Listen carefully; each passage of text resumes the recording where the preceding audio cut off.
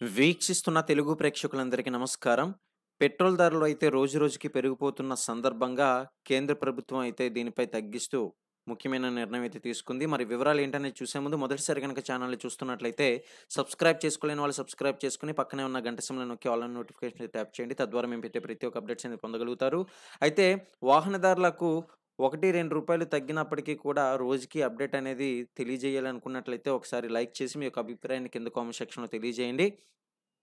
ఇక చూసుకున్నట్లయితే పెట్రోలే కాకుండా డీజిల్‌పై కూడా ప్రకటన అయితే చేశారు. దేశవ్యాప్తంగా పెట్రోల్, డీజిల్ ధరలపై రూ. 2 తగ్గిస్తూ ఉత్తర్వులైతే జారీ చేసింది. అయితే తగ్గిన ధరలు నేటి నుంచి అమల్లోకి అయితే వస్తాయని కూడా తెలిపింది. దీంతో హైదరాబాద్‌లో లీటర్ పెట్రోల్ ధర చూసుకున్నట్లయితే రూ. 107.66గా అయితే ఉంది. ఇక డీజిల్ ధర చూసుకున్నట్లయితే 95.82గా అయితే ఉంది. విజయవాడలో లీటర్ పెట్రోల్ ధర చూసుకున్నట్లయితే 109.76గా అయితే ఉంది. ఇక డీజిల్ ధర చూసుకున్నట్లయితే 97.51గా ఉండగా, విశాఖలో లీటర్ పెట్రోల్ ధర రూ. 108.48గా అయితే ఉంది. డీజిల్ ధర చూసుకున్నట్లయితే 96.82గా అయితే ఉంది.